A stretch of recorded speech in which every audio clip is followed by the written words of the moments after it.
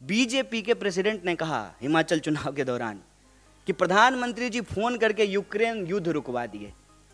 एक बागी विधायक तो प्रधानमंत्री के फोन से बैठ नहीं रहा है, एक एमएलए का कैंडिडेट प्रधानमंत्री के फोन से नहीं बैठा और यूक्रेन का युद्ध रुक गया।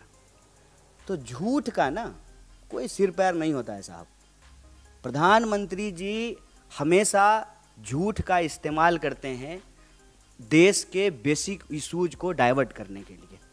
विपक्षी उनको गाली दे रहा है, क्या फर्क पड़ता है?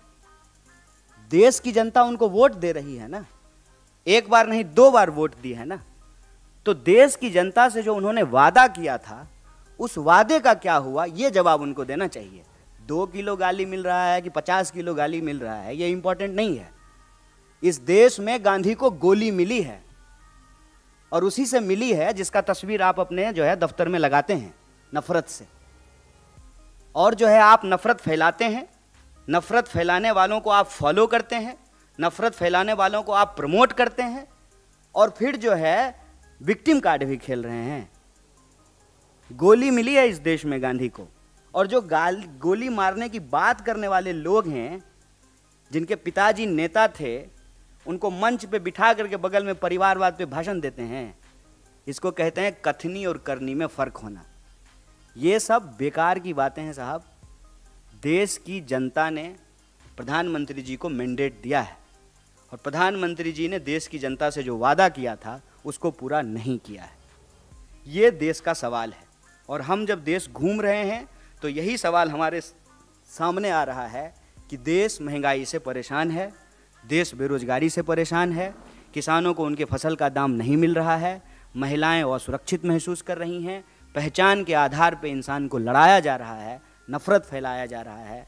अगर देश भावनात्मक रूप से कमज़ोर होगा, भावनात्मक रूप से अगर देश इकट्ठा नहीं रहेगा तो देश की प्रगति में बाधा होगी। अगर हम चाहते हैं कि देश की प्रगति हो तो हमको महंगाई, बेरोजगारी जैसे सवालों को हल करना पड़ेगा और हम सब भारतीय हैं, इस भावना को मजबूत करके हम प्रगति की राह पे आगे बढ़ सकते हैं। और महंगाई का भी जहाँ तक सवाल है कि सरकार अगर अपनी भूमिका नहीं निभाएगी तो स्वाभाविक रूप से पूरी तरह से अगर आप मार्केट के भरोसे हर चीज़ छोड़ देंगे तो जनता का दायित्व कौन उठाएगा? और फिर जनता का दायित्व सरकार ना उठाए तो सरकार का दायित्व जनता क्यों उठाए? अगर आप हमारे टैक्स के पैसे से मुझे शिक्षा नहीं देंगे तो हमारे टैक्स के पैसे से जो आप 8,500 करोड़ का प्लेन क्यों खरीदेंगे? अब आप ये देखिए कि LIC में देश के आम लोगों का पैसा जमा है। LIC का सबसे ज़्यादा शेयर जो है वो अदानी जी के पास है।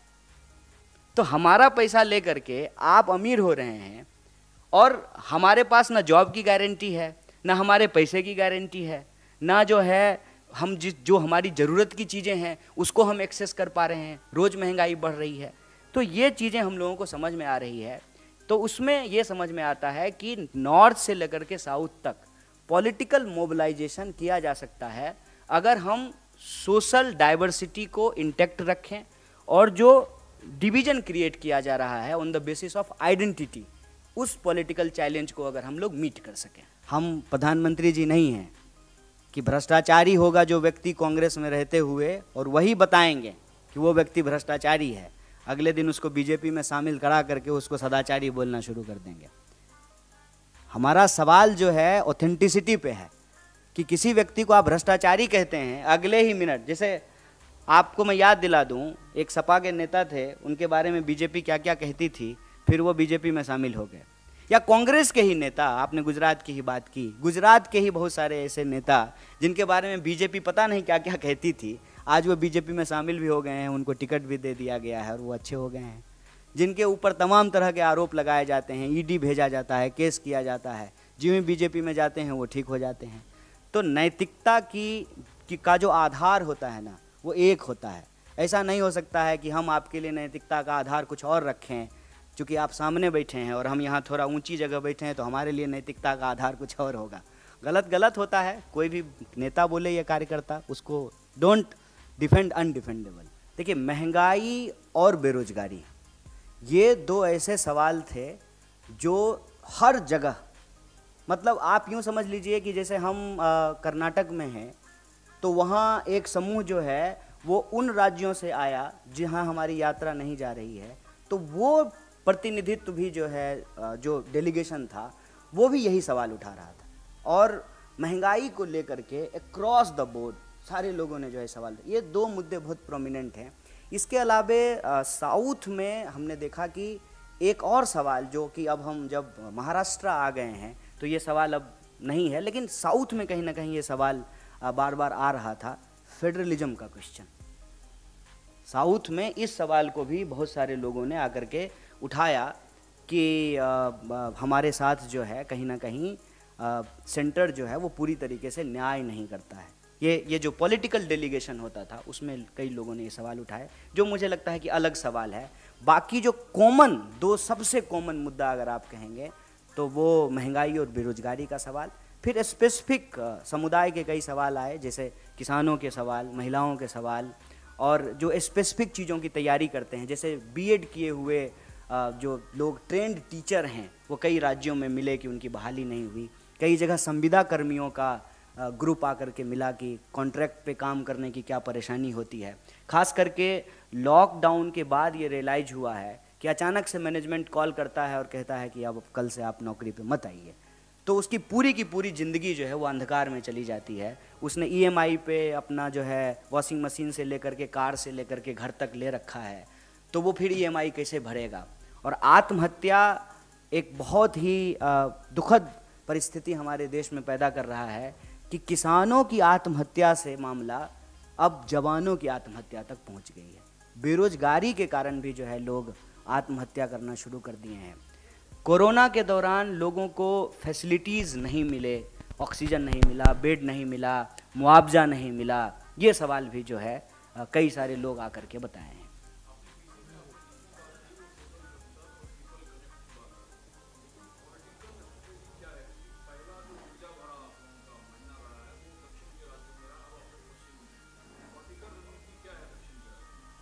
देखिए, एक तो मैं बार बार कह रहा हूँ और हमारे सारे सीनियर भी कह रहे हैं कि इस यात्रा का उद्देश्य राजनीतिक भी है, सिर्फ राजनीतिक ही नहीं है। ये बात ना हम लोग बार बार इसको क्लियर कर रहे हैं कि अगर हम इस यात्रा को सिर्फ राजनीतिक ही मानेंगे तो राजनीतिक बात भी जो है ना उसमें सारे डायमेंशन कवर नहीं होते हैं, सिर्फ चुनाव की बात होती है, बाकी सारे और जो डायमेंशन हैं उसको छोड़ दिए जाते हैं। हमारी नीति शुरू में जो थी, सबसे पहले जहाँ से ये यात्रा शुरू हुई, कि लोग परेशान हैं, लोगों के अंदर गुस्सा है, लोगों के भीतर डर पैदा किया जा रहा है, नफरत पैदा किया जा रहा है। इससे देश जो है भावनात्मक रूप से कमज़ोर होगा, और कोई भी देश जब भावनात्मक रूप से कमज़ोर होता है, जब वो आपस में यूनाइटेड नहीं होते हैं, तो बाकी सारी प्रोग्रेस की बात जो है वो पीछे चली जाती है। और जो हम लोग सवाल उठा रहे हैं एक मजबूत विपक्ष के तौर पे, जो हमारी रिस्पॉन्सिबिलिटी है वो भी लोगों तक नहीं पहुंच पा रही है कि हम उनके लिए लड़ रहे हैं। तो जब आपके करंट कम्युनिकेशन के टूल्स काम नहीं कर रहे हों तो कहते हैं ना back to basics, back to classic. और ये बैक टू बेसिक या बैक टू क्लासिक जो है, हम कहते हैं कि ये एक गांधीयन मेथड है कि गांधी जी दांडी यात्रा पे चले, या जो है इस देश में कई बार यात्राएं की गई, ठीक है। तो उसमें मुख्य सवाल ये था कि हम लोगों के बीच जाएंगे, हम उनके सवालों को लेकर के लड़ रहे हैं, उनको ये भरोसा होगा, और हम अपनी सुनाएंगे नहीं, उनकी सुनेंगे। वहाँ से जब हम लोग ये यात्रा को शुरू किए तो पॉलिटिकल स्ट्रेटजी एकमात्र था, जन को तंत्र से जोड़ करके रखना, जन और तंत्र जो है वो अलग ना हो जाए, तंत्र जो है वो जन पे हावी ना हो जाए, सिर्फ इतनी सी बात थी। इसीलिए हम उन राज्यों में भी गए जिन राज्यों में हम कहीं ना कहीं सरकार चलाने में सहयोगी हैं, जैसे तमिलनाडु, वहाँ सरकार चलाने में हम सहयोगी हैं, हम वहाँ भी गए, क्योंकि मुद्दे जो हैं वो कश्मीर से लेकर के कन्याकुमारी तक कुछ कॉमन हैं, चाहे हमारी सरकार हो या किसी और की सरकार हो। तो प्राइमरी टास्क ये था कि उन इशूज को लेकर के लोगों के बीच में जाना, उनकी बातों को सुनना।